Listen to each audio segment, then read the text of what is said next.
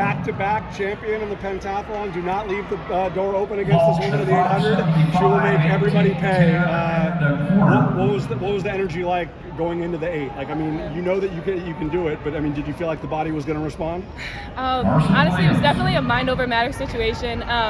Most of the season I've been battling injuries and not able to really train basically at all. So going into this 800, I was definitely like relying on just my natural ability just to run a good 800. I shut off like the negative thoughts, the doubts, and I just like focused and was like, you know what, let's do this. Just go for it. That's what I did. The only women in NCAA history who have repeated as champion: Jacqueline Johnson, Brianne Tyson-Eaton, Kendall Williams, Jadin O'Brien. Like, I know how proud you were to be the first year Notre Dame last year, but now to be in that sorority on that Mount Rushmore, like, is that kind of like a pinch me moment?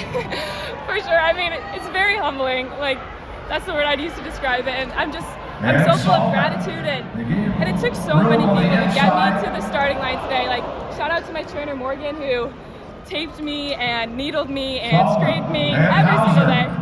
And obviously my coach for just being an amazing coach and role model. And then obviously my family. There was a lot of late nights when I wasn't sure if I would be here today. So they've pushed me to this point. What do you think was the biggest key for you to grab this victory today? I would say shot put.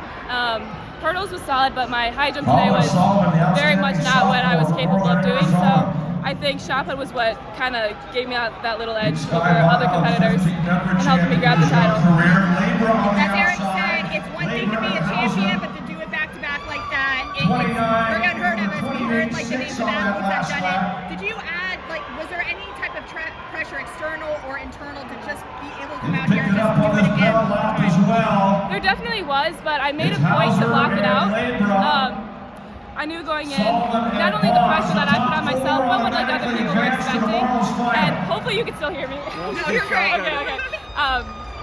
What helped me a lot just to shut out the outside voices was really just remember why I'm doing it. You know, to glorify God was really the biggest reason I came out here today. I had to battle a stress fracture in my shin in the fall, a strained hamstring 3 weeks ago, a torn ligament in my elbow. So there's been so many barriers to get to this point. So I'm just in awe and just so grateful, honestly. How do you push with all that, just knowing all the injuries that you battled 3 weeks ago, and here you are, national champion? How did you just mentally just keep going? Grit. That's kind of how I am. I'm pure grit and determination, and I've always been determined to not let outside forces impact what I believe I'm capable of doing. So pure hard work and belief in myself, and a lot of prayers for sure.